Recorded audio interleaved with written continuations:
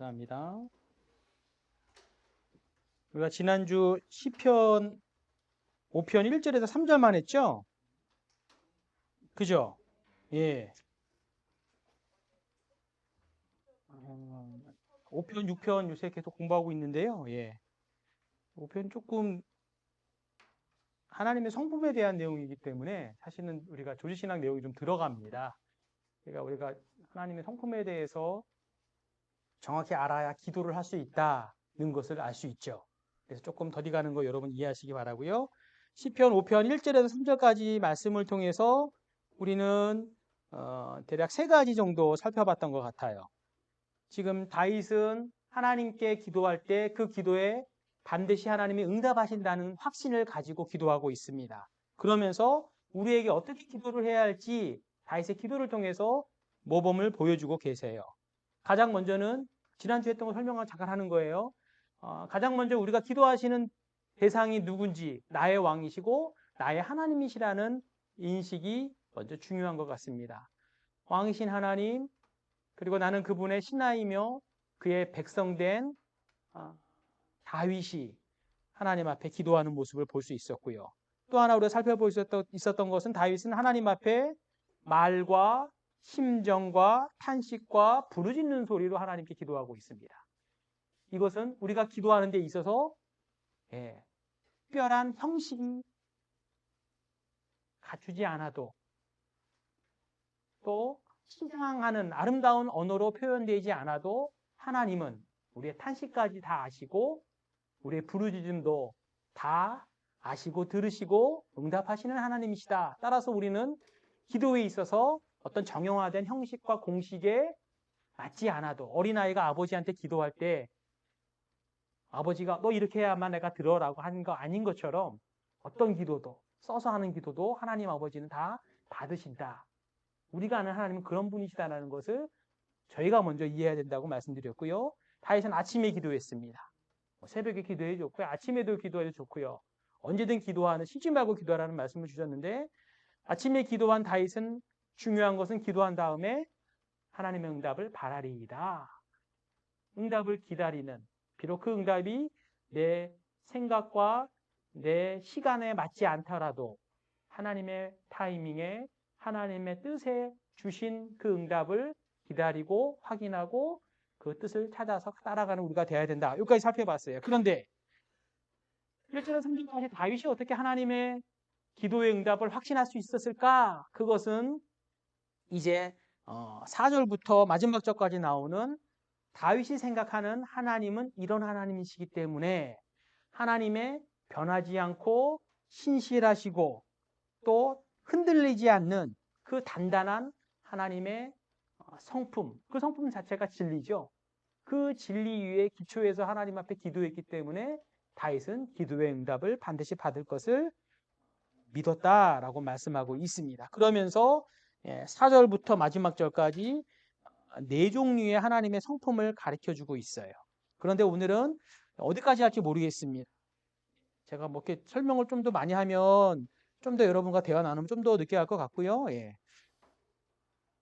아무튼 4절에서 6절까지만 오늘은 같이 볼게요. 먼저 4절, 6절 읽을 때 4절, 6절은 어떤 하나님이신가? 여러분 한번 제가 설명했는데 여기 나오는 하나님은요 거룩하신 하나님이에요. 여러분이 하나님께 기도할 때 내가 거룩하신 하나님께 기도한다는 사실을 알고 기도하라는 것을 말합니다. 한번 4절에서 6절까지 같이 합독하도록 하겠습니다. 4절부터 시작. 주는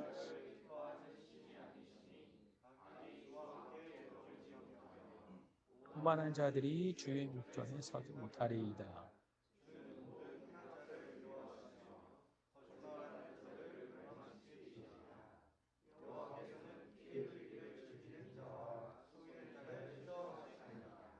예, 4절에서 6절까지는요. 우리가 흔히 알고 있는 거룩하신 하나님, 그 성품의 기초에서 기도하는 것을 볼 수 있습니다. 하나님은요. 거룩하세요. 거룩하시다는 것은요. 죄악을 행하고 저지르는 자들에 대해서는 하나님께서 철저하게 거절하시고 심판하신다는 그 하나님이 바로 거룩하신 하나님이시죠. 하박국 선지자는 하나님에 대해서 이렇게 노래했습니다. 1장에 주께서는 눈이 경결하심으로 악을 참아 보지 못하시며 패역을 참아 보지 못하신다라고 하박국 선지자는 거룩하신 하나님을 노래했습니다. 다윗도요. 확신 있는 기도를 할 수 있었던 하나님의 확신 있는 기도를 할 수 있었던 토대는 하나님은 거룩하신 하나님이시다. 그러면서 4절에서 6절까지 6단계로 거룩을 이야기합니다. 첫 번째 단계는 무엇인가 하면요. 주는 죄악을 기뻐하지 않는다는 거예요. 4절 앞에 보니까 주는 죄악을 기뻐하지 아니시니라고 말합니다. 하나님은요. 죄악을 기뻐하지 않으세요. 우리가 요새 TV라든지 유튜브라든지 여러 가지 매체를 통해서 죄악되는 것들을 많이 접하게 됩니다. 그런데 자꾸 접하다 보니까요. 무감해지는 것 같아요. 무의식 중에 받아들이는 것 같습니다. 불륜 소재 드라마 흔하죠. 그러면은요. 우리 7계명에 대해서 좀 무감해집니다. 정말 조심해야 되는데 마귀가 이렇게 분위기를 만드는 거겠죠. 또 성소수자를 보호한다는 이유로 동성애를 인정하는 그런 드라마, 영화, TV 너무 흔히 나오니까 이런 것들도 차별하지 않아야지, 차별하지 말아야죠. 그런데 다른 거는 동등한 것을 차별하면 안 되지만 다른 것들은 다른 대로의 그걸 인정해야죠. 분명히 성에 대해서는 하나님이 주신 질서가 자연 법칙이 있지 않습니까? 그죠? 순리가 있어요. 근데 우리는 영리로 가면 안 되는 것입니다. 그걸 보니까 빠지는 거고요. 전쟁, 요새 뭐 이스라엘 전쟁 또 난다고 하는데요. 수많은 사람이 죽는 소식을 접해도요, 무감해집니다. 놀라지도 않고요, 관심도 없어지고요, 거부감도 없어집니다. 이게 악인의 꾀를 쫓게 되는 과정이라고 시편 1편에서 우리가 다뤘던 기억이 나요. 그런데요, 하나님은 우리가 다르십니다. 이런 거에 대해서 절대로 용납하지 않으세요. 언제 어디서나 죄악을 볼 때마다 하나님은 불쾌하시고 기뻐하지 않으십니다. 다윗은 이것을 확실히 알고 하나님께 기도하는 거예요.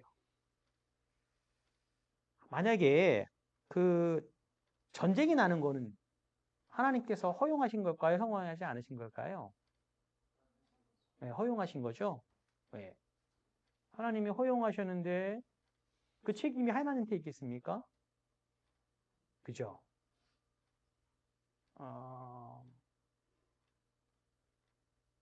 모세가 이스라엘 백성을 출애굽할 때 바로 왕이 완악해지죠, 마음이. 하나님께서 막을 수 있었을까요? 없었을까요? 있었죠. 근데 하나님이 허락하신 겁니다. 허용적 섭리라고 우리가 배웠을 거예요, 학교에서. 그죠? 허용적 섭리. 하나님께서는 전쟁도 허락하시고 그걸 통해서 하나님의 뜻을 이루세요. 하나님이 악한 것이 아니라 전쟁을 일으키는 사람이 욕심을 가지고 일으켰기 때문에 책임은 그 사람한테 있는 것입니다. 중요한 것은 하나님은 악을 기뻐하지 않는다. 우리는 다윗은 그러는 거예요. 지금 다윗에게 지금 악을 행하는 사람이 있는 거예요. 그러니까 하나님한테 지금 어떤 게 말하는 겁니까? 하나님은 죄악을 기뻐하지 않지 않습니까? 지금 저한테 이렇게 죄악을 행하는 사람들이 있는데 그 사람들을 두고 제가 기도합니다. 거룩하신 하나님, 이들에 대해서 응답해 주시옵소서라고 기도하는 겁니다. 두 번째, 거룩의 단계는 무엇인가? 4절에 보니까요. 악이 주와 함께 머물지 못한다. 악은요, 하나님과 함께 동시에 존재할 수 없다는 것을 우리에게 말합니다. 주와 함께 머물지 못하다. 이 머물다는 게 체류하다는 거예요. 목동이었던 다윗이 방목을 할 때 양을 이끌고 어떤 지제에 가서 거기에 머물며 먹이는 거죠. 그런 개념이 바로 체류하다, 머물다는 개념입니다. 하나님은요, 절대 죄와 함께 하실 수 없어요. 하나님과 죄악은 아주 잠깐이라도 공존할 수 있을까요, 없을까요? 단 1분 1초라도 하나님은 공존할 수 없습니다. 악이 함께 할 수 없는 거죠. 그래서 히브리서 기자는 하나님은 어떤 불이라고 하십니까? 소멸하는 불이시라. 이게 그 말씀이에요. 하나님은 소멸하는 불이세요. 죄악을 조금도 용납하지 않고 그 즉시 들어오자마자 하나님은 소멸시키시는 그런 하나님이시라는 것을 히브리서 기자는 이렇게 표현하고 있습니다. 그런데 여기서 조금 우리가 생각해 볼 게 있습니다. 우리는 어떨까요? 지금 다윗이 얘기하는 거잖아요. 그죠? 우리는 어떨까요? 하나님은 죄악을 조금도 용납하지 않으십니다. 그러면 하나님의 생명을 받아 거룩한 자녀된 우리는, 성도는 악을 용납할 때가 있습니까? 없습니까? 그죠? 예. 너무 자주 용납하죠? 사실은. 그죠? 예. 그럼 이 말씀은 어떻게 볼 것인가? 예. 조금 생각해 볼 필요가 있어요. 하나님의 생명을 받은 우리, 중생한 영혼을 받은 우리, 죄를 질 수 있어요? 없어요? 이거 조금 민감한 내용인데 여러분 좀 알아야, 신학생이니까 설명합니다. 제가 맞다는 것도 아니고 여러분이 틀렸다는 것도 아니고 한번 얘기해 보는 거예요. 자, 하나님의 생명을 받은 우리는, 성도는 죄를 짓습니까? 짓지 않습니까? 예? 그죠? 당연히 좋잖아요. 당연한 거죠. 아브라함이 두고 다 졌잖아요. 다 생명 받았는데. 그죠? 그러면, 예. 그럼 우리는 어떻게 될까? 이 말씀에서 비춰볼 때. 어떻게 해석하십니까? 우리가 잘 아는 말씀으로 요한일서 3장 9절에 이렇게 말씀하세요. 하나님께로서 난 자마다 죄를 짓지 않는다. 그죠? 여러분 이거 중생 논문이죠. 강구사 논문입니다. 근데 여러분 쓸 때 그냥 컨트롤 C, 컨트롤 V 하지 말고 좀 생각해 볼 필요가 있어요. 그죠? 하나님께로서 난 자는 죄를 짓지 아니하는다 라고 말합니다.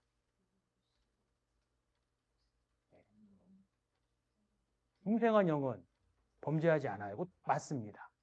그거 진리예요. 무조건 진리예요. 그죠? 중생한 성도는 범죄하잖아요. 그럼 성도가 죄 짓는 게 무엇이 죄 짓는 걸까요? 예, 맞아요. 그렇게 배웠습니다. 예. 영은 없나요? 육체만 저지르나요, 죄를?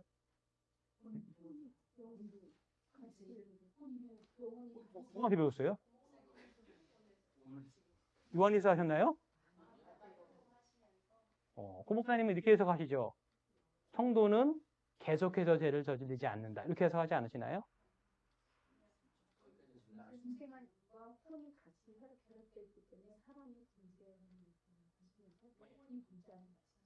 범죄한다고 그랬어요? 저는 아니 이거 말 잘해야 돼요. 녹화 됩니다. 이거 왜냐면 제가 이거는 건강한 의미에서 우리가 좀 알아야 돼요. 질문도 해야 됩니다. 학생이니까 그죠? 왜냐면은 우리처럼 해석하는 사람도 있고 그렇게 하지 않는 사람도 있고요. 그러면 우리가 진리를 찾아가는 입장에서 변호도 해야 되고 논증도 해야 되는 거잖아요. 저는 이제 제가 학생 때 고민했던 내용들을 여러분과 공개하는 거죠. 중생한 영은 범죄하지 않는데 성도는 범죄예요. 100% 범죄예요. 그죠? 성도 범죄하죠. 내가 범죄하는 거니까. 그죠? 그런데 영과 육신이 따로져 있나요? 성도가 범죄하면은 중생한 영을 가진 성도가 범죄하는 거잖아. 그러면 중생한 영은 범죄하지 않는다는 개념을 생각하다 보면은 영 자체는 사실 하나님의 생명 자체가 범죄하는 건 아니에요. 그러나 예. 그죠? 자, 그렇게 말씀하셨어요? 그랬어요? 예, 그랬어요? 예, 맞습니다. 그런데 저는 이렇게 생각하는 거죠. 우리가 좀 고민을 해야, 성화를 고민할 필요가 있어. 제가 우리 선배 목사님하고 많이 논쟁을 했어요. 예. 윤 목사님도 해봤고, 신학생 때 따라다니면서 주문했었는데 그런 거예요. 중요한 것은 중생과 영은 범죄하지 않는다는 것은 전 진리라고 믿습니다. 그런데 그게 얼마만큼 우리에게 실익이 있느냐. 우린 중요한 것은 성도가 범죄하는 거야. 중요한 거는 중생과 영은 범죄하지 않는다는 건 맞아요. 그죠? 그건 진리인데 중요한 거는 우리가 지금 필요한 건 뭐냐? 성화는 뭔가요? 죄 짓는 우리가 죄를 점점 끊고 예수님을 닮아가는 게 성화잖아요. 우리 구원을 이룬다는 걸 배웠잖아요. 그죠? 중요한 거는 중생한 영혼 범죄하자. 이게 아는 게 중요한 게 아니라 중생한 영혼을 갖고 있는 우리가 왜 죄를 짓까? 이 죄를 어떻게 극복할까? 어떻게 주님을 닮아가고 거룩하게 이루어갈까? 이게 핵심이 아닌가요? 성도한테 그걸 가르쳐야 돼요. 왜? 너무 넘어지니까. 여러분 죄를 이겨야 되고 죄 짓지 않아야 되고 죄를 지었으면 회개하고 우리가 돌이켜야 되고 점점 예수님을 좀 닮아가야죠 라고 말씀하잖아요. 그러면은 중생한 영혼 범죄하지 않는다는 것은 진리이지만 성화에 있어서는 저한테는 별로 큰 이익이 안 되는 거예요. 제가 못 이기니까. 그죠?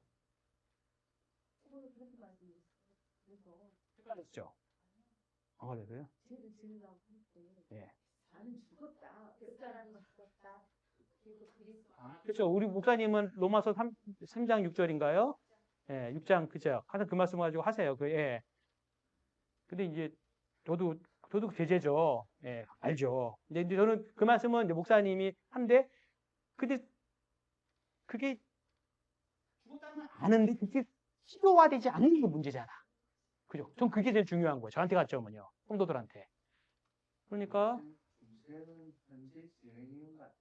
아니요, 중세적은요 순간적입니다. 처음 중생에 대한 정확한 이해는요 성령께서 우리를 언젠지 모르지만 그 순간 단독적인 사역으로 우리를 거듭나게 했고 그 순간 우리는 언젠지 모르지만 거듭났어요. 거듭났기 때문에 중생했기 때문에 복음을 들을 때 복음이 믿어지고 내가 죄인이라는 걸 깨닫게 되는 거죠. 중생하지 않으면 회개도 할 수 없고 복음 믿어질 수가 없는 거예요. 영이 죽었는데 어떻게 기능을 합니까? 넘어지는 것은 중생한 성도가 중생한 다음에 넘어지는 거죠. 다윗이 넘어지는 것도 그 중생 자신은 그 전에 성도가 되려면 중생을 해야 성도가 되는 거니까 그죠? 중요한 건 저는 그런 거예요. 이게 하나님께로 우리가 난 영혼이 됐는데 중생한 영혼을 받았는데 왜 우리는 계속 죄를 질까? 어떻게 죄를 짓지 않을까? 우리는 성화를 이루었는데 어떻게 해야 될까? 제가 생각할 때는 여러분 거룩해지는 모습이 어떻게 나오나요? 영과 분리된 모습으로 나타나나요? 영혼과 육신이 같이 된 게 한 인격체잖아요, 우리가. 그죠? 인격체잖아요. 그죠? 그러니까 영은 자라난다고 우리가 배웠어. 그죠? 영이 자라난다고 배웠어요. 그런데 영만 자라나나요? 그 영이 자라나는 게 어떻게 드러나나요? 우리의 말과 생각과 행동과 삶으로 나타나는 거잖아요. 육신으로 나타나는 거죠. 영혼과 육체는 사실 같이 가는 게 맞죠. 따로 분리하면 안 됩니다. 분리하는 생각들이 영지주의자의 생각들이에요. 되게 조심스럽습니다. 그리고 해석은 되게. 예, 그 영지주의자들은요, 아예 분리시켜가고 해석해버려요. 영의 신령한 지식을 아는 영의 지식이 있는 사람들은 육신은 아무렇게 해도 상관없다고 생각하는 거예요. 조금 헷갈립니다. 이렇게 되면요. 그죠? 그러니까 제 말은 뭐냐면, 중생은요, 주도적인 성향이 바뀐 거예요. 그죠? 그죠? 예전에는 세상을 좋아했고, 죄 짓는 걸 좋아했는데, 어느 순간 하나님, 성령께서 나를 거듭나게 하실 때, 이제 내 성향이 하나님을 찾게 되고, 말씀을 읽게 되고, 기도를 하게 되고, 그 순간부터 이제 시작된 성화부터 이제 자라나기 시작하는 거죠. 그러므로 우리는, 중생한 영혼 범죄하지 않는다. 이거 잘못됐다는 것이 아니라, 정말 우리에게 실익이 있는 것, 실효적인 게 무엇인가 하냐면은, 중생한 영혼을 가졌지만 우리는 영원히 죄를 짓고 있는데 그런 우리가 어떻게 죄를 극복할 것인가에 대한 설명이 필요하다고 전 보이는 거죠. 무슨 말씀인지 이해되십니까? 그죠? 그리고 또 하나, 우리 영혼은요, 영적인 침체를 겪나요, 안 겪나요? 우리의 기도가 막힐 때 있잖아요. 하나님 기도가 안 될 때가 있잖아요. 그때 뭐라고 합니까? 우리의 영이 막혔다는 표현도 하고요. 영이 침체에 빠진다고 하고요. 영이 잠잔다고도 해요. 그 영은 중생한 영입니까? 아닙니까? 중생한 영, 그 영이죠. 그죠? 그러니까 중생 범죄하지 않는데 중생한 영이 어떻게 그렇게 할 수 있지? 이게 되게 고민이 되는 해석이에요. 그죠? 그러니까 여러분이 이 부분을 할 때, 조금 고민을 한참 하면서 이 정보를 조금, 이 지식을 공부하고 여러분이 강사 논문을 쓸 때도 이걸 알아야 돼. 한번 좀 보세요. 책을 보시면, 우리 책도 보시고, 다른 책도 보시고. 그러니까 이게 어떻게 보면 읽기죠. 지금 하나님께로부터 난 자마다 죄를 짓지 아니하나니 라고 하죠. 이 말은 우리 교단에서는 어떻게 해석했느냐면은 하나님께로서 난 자는 중생한 영혼이라고 해석합니다. 그죠? 여러분 많이 들어봤을 알 거예요. 그런데 많은 교단의 그냥 일반 보통 개혁주의에서는 하나님께로 난 자는 성도라고 해석해요. 왜냐? 요한 1서 1장 8절인가 10절 8절 한번 읽어주시겠습니까?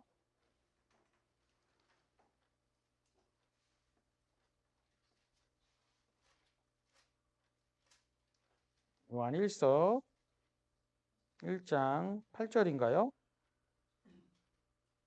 만일 우리가 죄가 없다고 말하면 스스로 속이고 또 진리가 우리 속에 있지 아니할 것이요. 10절이요 또. 만일 우리가 범죄하지 아니하였다면 하나님을 거짓말하는 이유로 만드는 것이니 또한 그의 말씀이 우리 속에 있지 아니하리라. 이미 요한 1서에서 도입할 때 사도 요한은요.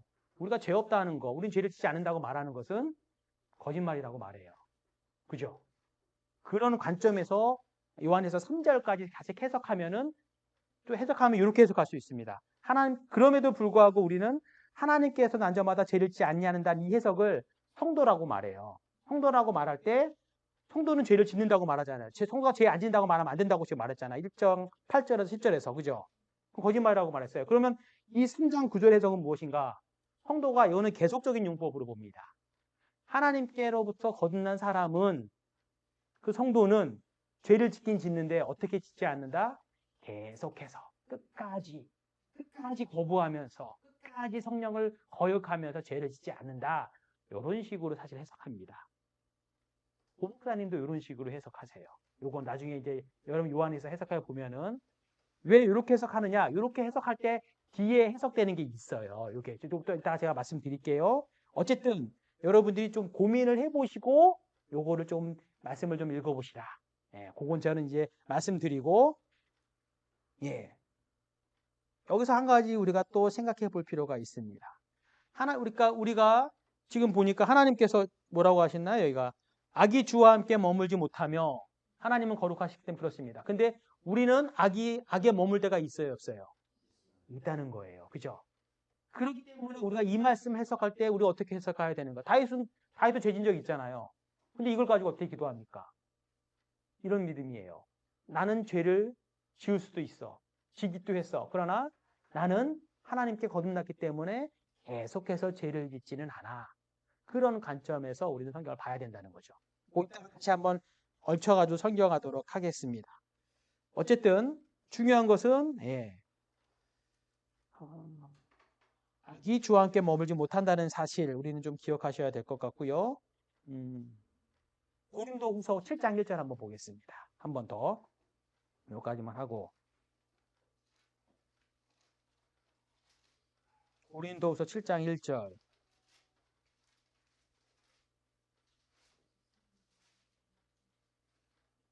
그런즉 사랑하는 자들아 이 약속을 가진 우리는 하나님을 두려워하는 가운데 거룩함을 온전히 이루어 육과 영의 온갖 더러운 것에서 자신을 깨끗하게 하자라고 말씀하고 있습니다. 그죠? 육과 영의 온갖 더러운 것에서 자신을 깨끗하게 하자. 우리가 거룩함을 온전히 이룰 수 있습니까? 없습니까? 여기는 써 있어요. 온전히 이루라고 써 있어요. 거룩함을 온전히 이룰 수 있습니까? 없습니까? 완전 성화를 이룰 수 있습니까? 없습니까? 완전 성화 안 되죠. 언제 됩니까? 죽을 때 영화의 단계에 이를 때, 부활체를 이룰 때 그땐 돼요. 그러니까 완전 성화는 되지 않습니다. 그렇게 해석하면 안 돼요. 우리가 기본적인 성경의 지식을 갖고 여기서 이룬다는 것은 완전 성화를 말하는 게 아니라 우리가 그만큼 자라나는 것이고 조금씩 성화를 위한 삶을 점진적으로 구원을 이루며 주님을 닮아가는 삶을 사는 것인데 완전한 성화는 부활체를 입을 때 완성되는 것이다. 따라서 우리는 죄를 지을 때 하나님 앞에 임재에 들어갈 수 없다는 거, 하나님이 우리와 함께하지 않는다는 거 알고 죄를 끊어버려야 되고 노력해야 되고 그럴 때 하나님이 우리를 더 거룩하게 하신다. 그 정도 선으로 우리가 정리하면 될 것 같습니다. 나중에 또 볼게요. 또 세 번째 거룩의 하나님에 대한 세 번째 모습은요 무엇인가? 하나님은요 오만한 자를 인내하지 않으신다는 거예요. 5절 보겠습니다. 오만한 자들이 주의 목전에 서지 못하리이다. 지금 다윗 앞에 오만한 자들이 자꾸 얘기하는 거예요. 다윗의 대적들이요 다윗 앞에서 온갖 교만한 말과 행동으로 거드름을 피웠습니다. 왜 그랬을까요? 자기들이 이겼다고 생각해서 다윗이 실패했다고 생각하기 때문에 계속 교만한 행동을 하는 거예요. 그런데 다윗은 알았습니다. 하나님께서 저런 오만한 자, 교만한 자들을 가만히 두지 않을 걸 알고 있었던 거예요. 바람에 나는 겨와 같이 날려버릴 것을 알고 있었습니다. 그래서 주의 목전에 서지 못할 것이다 라고 다윗은 대적 앞에서 당당히 이렇게 기도하며 응답하는 걸 볼 수 있습니다. 네 번째는 무엇인가? 하나님은 악을 행하는 자를 미워하신다. 5절 마지막에 보니까 주는 모든 행악자를 미워하시며 여기 아까 전에 우리가 두 번째 말했던 거와 약간 연결되는 말씀이에요. 모든 행악자를 미워하시는 주님. 여러분 어떻습니까? 이 말씀 어떻게 들리나요? 모든 행악자를 미워하세요. 여러분 악을 행한 적이 있습니까? 없습니까? 이 행악자가 여러분을 우리를 가리키는 말일까요?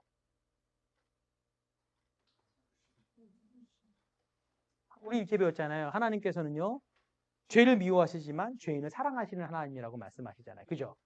그죠? 우리 그렇게 배웠습니다. 그죠? 그럼 이 말씀을 어떻게 해야 될까요? 행악자를 하나님께서 모든 행악자를 미워하신다는 말씀을. 불신자. 불신자 맞았어요. 그런데 우리는 어떤가요? 그럼 우리는 신자인 우리는 포함될까요? 안 될까요?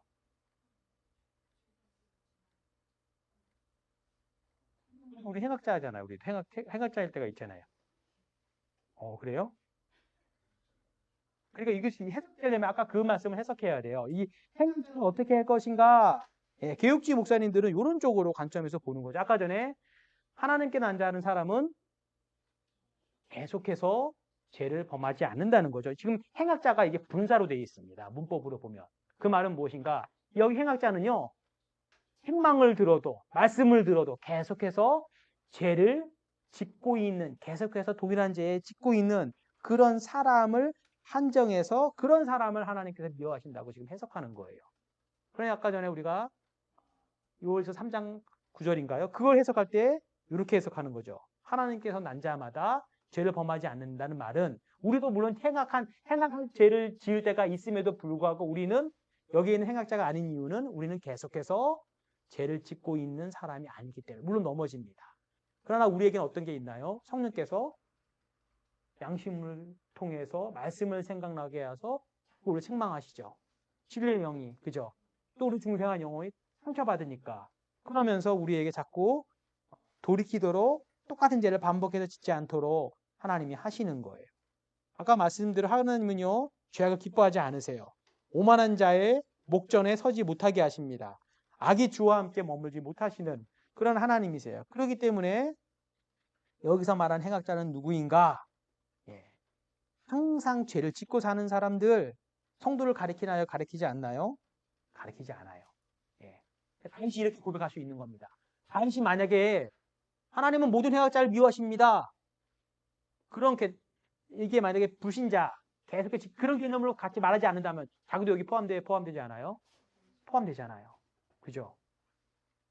그렇기 때문에 요거를 그렇게 해석해야 맞습니다. 성도가 아닌. 하나님께서 난 사람 성도인 경우에도 죄를 짓지만 그래도 그들에게는 성령께서 함께 하시고 말씀의 생명력이기 때문에 계속해서 죄를 짓지 않는다. 그러므로 여기 모든 행악자는 우리를 말하는 것이 아니라 불신자 그런 사람들을 가리키는 것이다. 만약에 본인이 성도라고 말해요.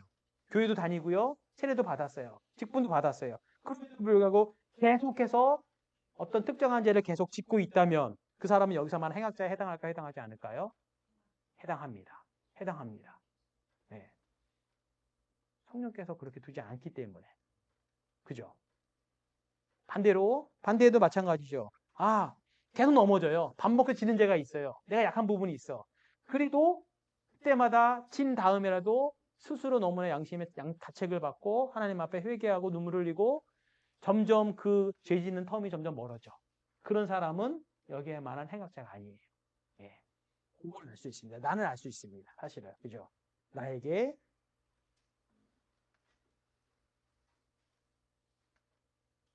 에베소서 2장 3절에 이렇게 말씀하네. 한번 보겠습니다. 에베소서 2장 3절 같이 한번 읽어볼게요.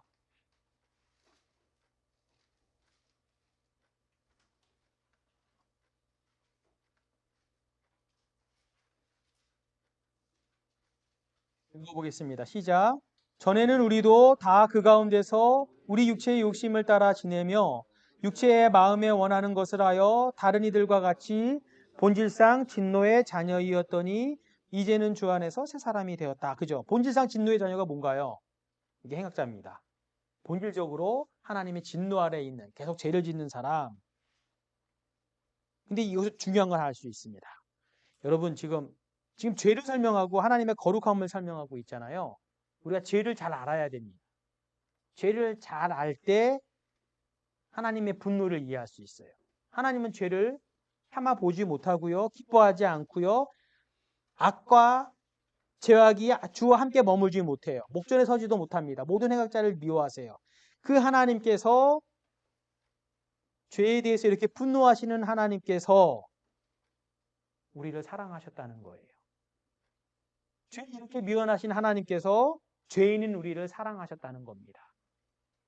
여러분, 거룩하신 하나님이 죄를 얼마나 미워하시는데 죄에 대해서 이렇게 심판하시는 하나님이신데 보지도 못하고 함께하지도 못하고 목전에 서지도 못하고 함께 머무르지 못하고 미워하는 그 하나님께서 죄인인 우리를 어떻게 하셨습니까? 구원하신 거잖아요. 그러면은 죄를 미워하시는 하나님의 그 성품보다 죄인을 우리를 사랑하신 그 성품이 사랑이 어떤 게 더 큰 건가요? 예, 사랑이 더 큰 거예요. 그죠? 그죠? 그러니까 우리가 죄를 이해하면 일수록 죄를 바로 죄에 대해서 얼마나 거룩하신 하나님을 이해하면 이해할수록 무엇을 더 알 수 있게 됩니까? 하나님의 사랑을 아는 거예요. 이게 되게 중요한 겁니다. 둘이 다른 게 아니고 대척되는 게 아니라 얼마나 죄를 미워하시는 하나님에도 불구하고 죄인인 우리를 독생자를 내어주시기까지 사랑하신 그 하나님. 죄를 미워하는 마음보다 죄인인 우리를 사랑하는 마음이 더 크기 때문에 죄에 대한 하나님의 분노를 알면 알수록 죄인을 사랑하시는 하나님의 더 큰 사랑을 우리는 점점 깨달아야 된다. 그러니까 여러분이 거룩을 설명할 때요. 거룩한 하나님 죄를 미워하기 때문에 죄 끊어. 이것은 맞기도 하지만 사실은 하나님을 드러내는 건 아닙니다. 그죠? 목사님들이 여러분이 설교할 때 아이들한테 죄를 설명하잖아요. 예. 아직 하나님의 사랑을 온전히 깨닫지 못하는 아이다. 아니면 깨닫는 사람도 넘어질 수 있죠. 다윗도 넘어졌으니까. 다윗이 넘어졌을 때 나중에 또 보면 나와요. 다음 편에 나와요. 올해도 나오겠네. 예. 예, 다음에 7절에 나오네요. 다윗은요. 지금 거룩하신 하나님을 이렇게 6단계로 깨닫잖아요. 그렇게 설명하잖아요. 그 다윗이 하나님의 사랑을 이해했기 때문에 하나님께 기도합니다. 그렇기 때문에 우리는 하나님의 사랑으로 구원받은 사람들이잖아요. 여러분이 거룩하신 하나님, 죄를 미워하신 하나님을 아는데 누가 교회에서 죄를 졌어? 그죠? 성도가 죄를 질 수 있잖아요. 우리 식구가 죄를 질 수 있고요. 여러분 어떻게 하시겠습니까? 하나님은 거룩하신 하나님, 죄를 미워하시는데 죄를 졌으면 회개하십시오. 물론 필요한 말이에요. 그런데 거기까지 나가면은 계속 그분은 하나님에 대해서 거룩하신 하나님에 대해서 사랑까지는 보지 못하는 거죠. 어디까지 연결해야 됩니까? 우리는 사랑, 복음까지 연결해야 되는 거잖아요. 그죠? 신앙성경에 다 사랑을 얘기하잖아요. 우리가 아직 죄인 되었을 때 하나님 우리를 사랑하사 독생자를 보내셨다. 근데 그걸 얘기해야지. 그러니까 저는 그랬던 것 같아요. 제가 생각했던 어렸을 때 봤던 우리 교회에서 교단 교육에서 받았을 때 거룩하신 하나님 너무 무서웠어요. 저는 뭐 하면 안 돼, 뭐 하면 안 돼. 그것만 전 들었어요. 되게 그래가지고요. 저 고3 때까지 공부 한 번도 안 했습니다. 진짜로. 당연히 안 해야 될 것 같죠? 예. 그게 저는 막 했는데, 커서 제가 이제 신학으로 하나님을 알수록, 나는 이제 그런 거죠. 제가 이렇게 말하는 것도 은연중에 제 마음속에 나는 죄짓지 않았어요. 라고 저의 의를 자랑하는 거예요. 저는 그래. 야, 너 친구 이렇게 만약에 어떤 친구가 같은 교회 친구인데 공부하고, 얘는 공부해. 근데 저는 안 했어요. 근데 좋은 성적을 받았어. 그러면 좋게 얘기 안 나오죠, 제가. 그죠? 예. 야, 쟤는 친구 공부해. 근데 나도 성적 안 좋았어. 공부했는데도 그래? 그렇게 하잖아요. 좀 그런 것 같아요. 우리 성도들이요, 가만히 보시면 교회 안에서도 예, 그렇게 판단합니다. 죄인에 대해서 하나님께서는 사랑으로 구원하시고 그를 정죄하지 않으세요. 그런데 우리는 거룩하신 하나님을 얘기하면서 성도들이 죄를 지을 때 정죄합니다. 판단하고. 그죠? 이게 문제인 거였던 거예요. 저희가 생각하는 저희 문제. 제가 우리 목사님들 절대 그렇게 가르치지 않았을 것이지만 저는 사랑까지 좀 가르쳐 주셨으면 좀 더 좋았었겠다라는 생각이 좀 들었어요. 그러면 제가 하나님에 대해서 더 가까이 다가갈 수 있고 기도도 더 아버지께 기도하는데 내가 뭘 형식이 그랬을 것 같고 내가 실수하고 넘어져도 하나님은 내가 하나님께 매달리고 더 기도했을 것 같아요. 근데 예.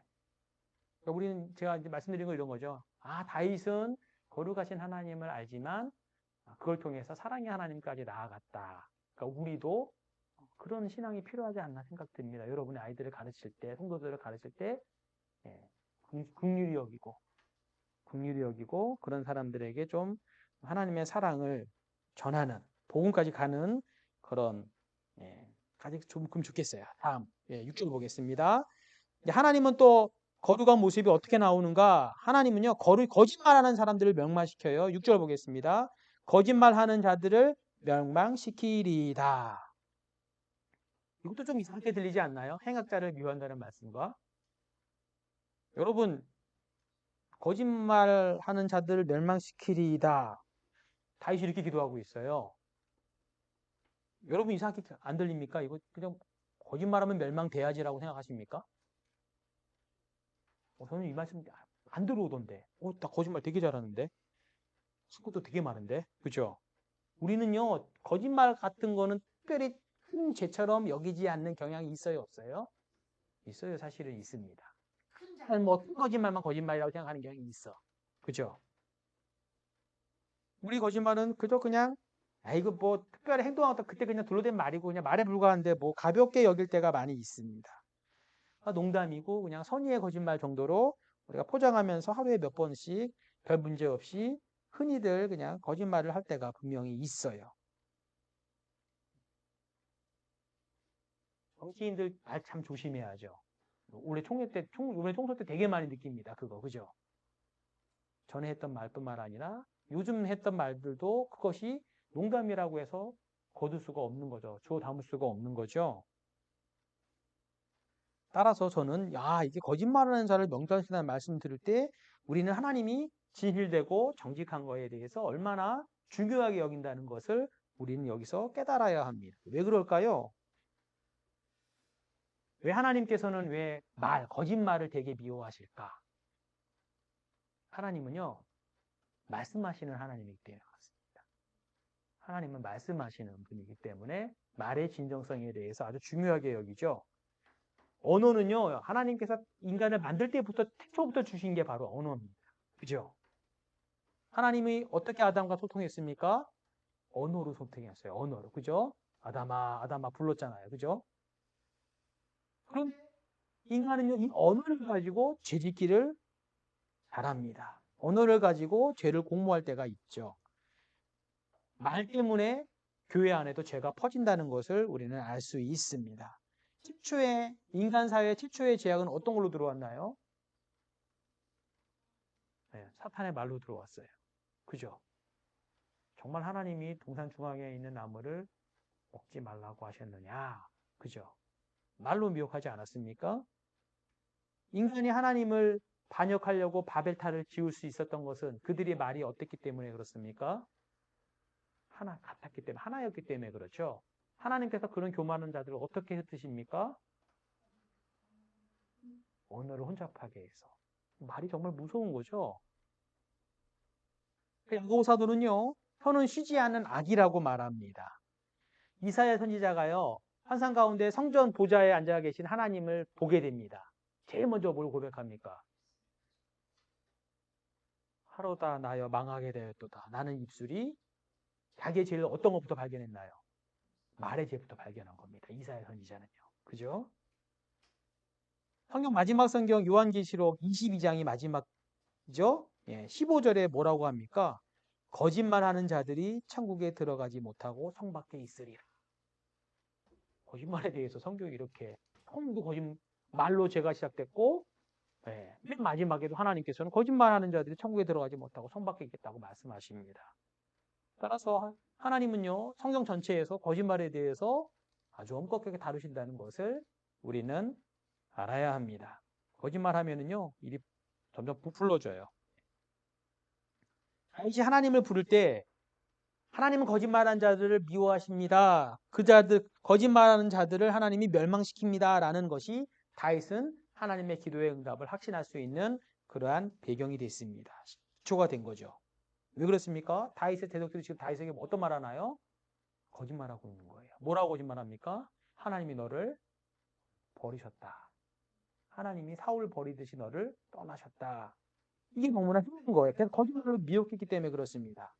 따라서 다윗은 그것이 사실이 아니라는 걸 알고 있었고 거짓말로 미워하신 하나님께서 이들의 거짓말하는 이들을 다 심판하실 것을 믿고 하나님께서 이 응답해 주실 것을 믿고 지금 기도하고 있는 거예요. 내가 진실하면 거짓말을 하는 자들을 두려워할 필요가 없다. 하나님께서 이것을 해결해 주실 것이다 라고 다윗은 믿은 거죠. 거룩하신 하나님은요 거짓말하는 자들을 징계하십니다. 우리가 조심할 건 무엇입니까? 우리의 거짓말이겠죠. 우리의 거짓말.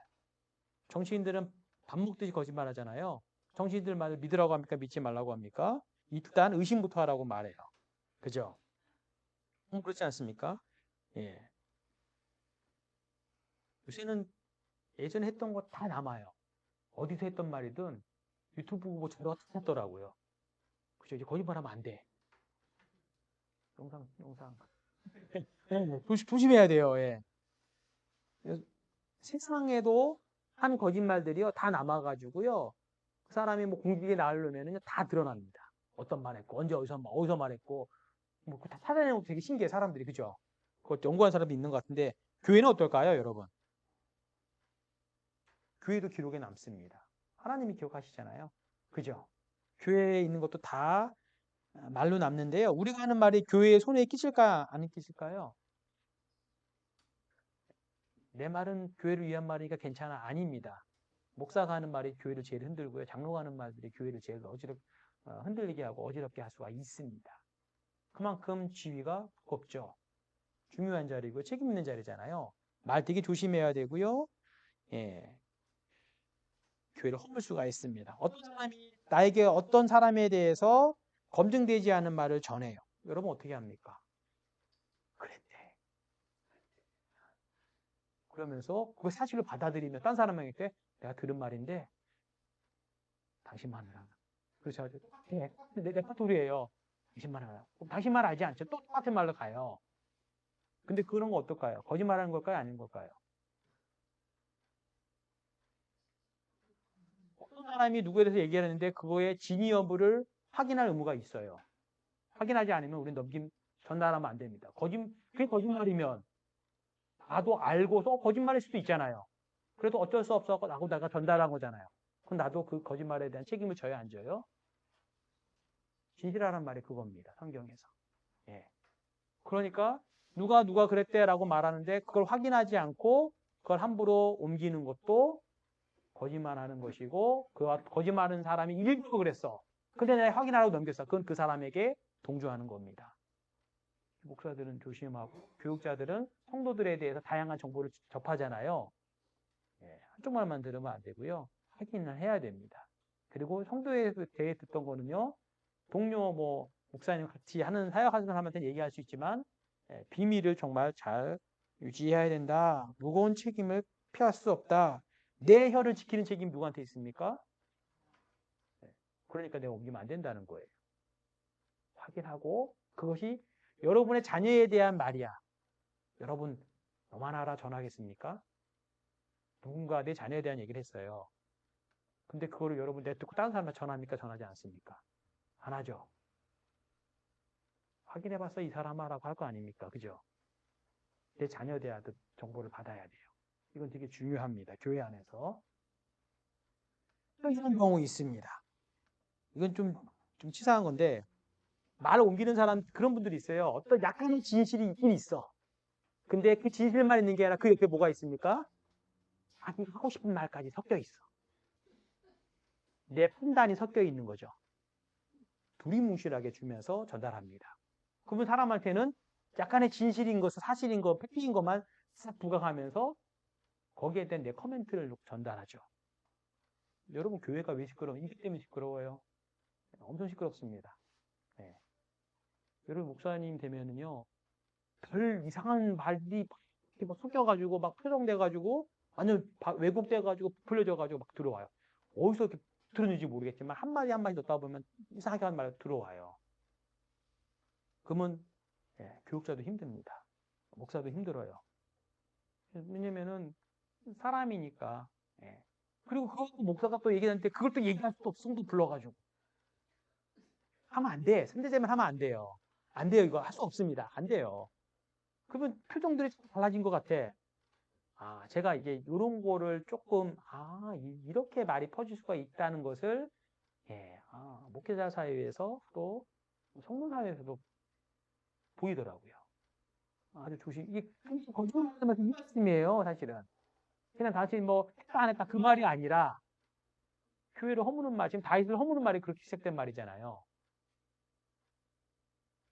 교묘하게 섞어서 말할 때, 그 사람에게 좋게 주려고 섞어서 말하겠습니까? 그 사람을 흠잡고 깎아내리려고 그렇게 말하겠습니까? 흠잡으려고 그렇게 얘기하는 거예요. 깎아내리려고 하는 거예요. 나는 거짓말하지 않았습니다. 한편은 소용없습니다. 하나님이 아세요. 그렇게 하는 거. 초대교회 때 이런 일이 자주 발생했어요. 그래서 하나님께서 미워하시는 죄 중에서 어떤 죄가 나옵니까?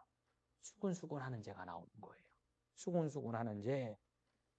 로마서에도 나오고요. 고린도 교회에도 나옵니다.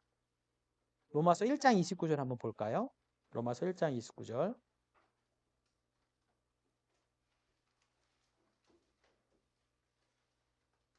보셨습니까? 1장 29절 같이 읽겠습니다. 시작. 그 모든 불의, 추악, 탐욕, 악의가 가득한 자요. 시기, 살인, 분쟁, 사기, 악독이 가득한 자요. 여러분 수군수군하는 죄랑 어떤 게 섞여 있습니까? 살인과 분쟁이 같이 섞여 있어요. 그죠? 여러분 수군수군하는 건 사실 살인한 죄입니다. 인격살인하는 거예요. 그 사람 매장시키는 겁니다. 교회 못 있게 하는 거예요. 목회를 못하게 하는 것이고요. 예. 그 사람에 대한 평가가 이런 잘못된 소문이 쉽게 해소되지가 않죠. 고린도후서에서도요. 비방과 수군거림과 거짓말함이 나옵니다. 교회에서 수군거리는 말이 그칠 때가 있을까요? 없을까요? 없죠.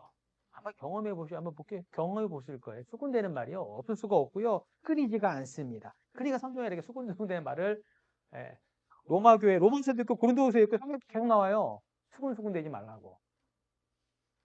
떳떳하게 목사님 찾아가서 얘기하든지 그 성도와 가서 뭔가 정확히 얘기하면서 성경은 그렇게 하잖아요. 뭔가 오해가 있거나 잘못된 게 있으면 그 사람 가서 얘기하고 안 되면 증찬해서 가고 안 되면 교회에 알리고 성경대로 안 합니다. 우리가.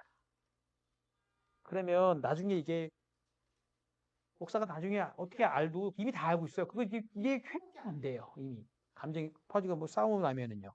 예. 나중에 찾아와서 뭐 하소연 해가지고 해달라고 하는데 양쪽 다 똑같아.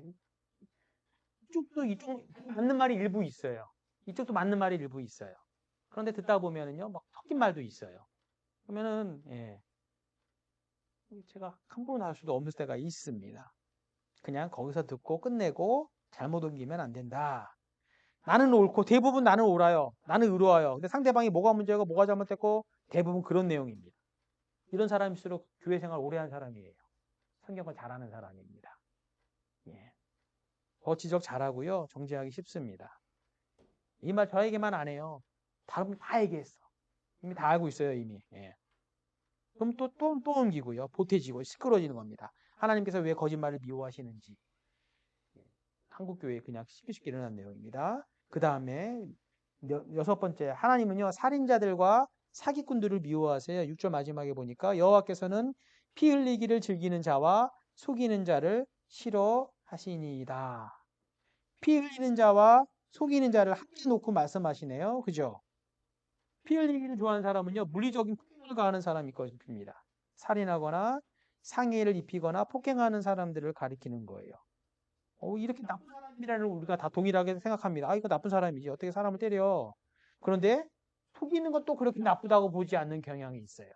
가볍게 보는 경향이 우리에게 있습니다. 그런데 지금 살인자들과 속이는 자를 하나님은 같은 수준으로 보고 지금 살인자 못지않게 속이는 것도 악한 죄라는 것을 우리에게 말씀입니다. 물질로 사기치는 사람 있죠? 전세 사기 한동안 시끄러웠죠? 여러분 전세 사기 전국적인 피해자가 많았죠. 한 사람을 죽이는 게 아니에요. 그 물질만 죽이는 게 아니라 가정을 파괴하는 거죠. 그거 뭐 어떻게 합니까? 그래서 한동안 많은 사람들이 자살했잖아요. 그죠?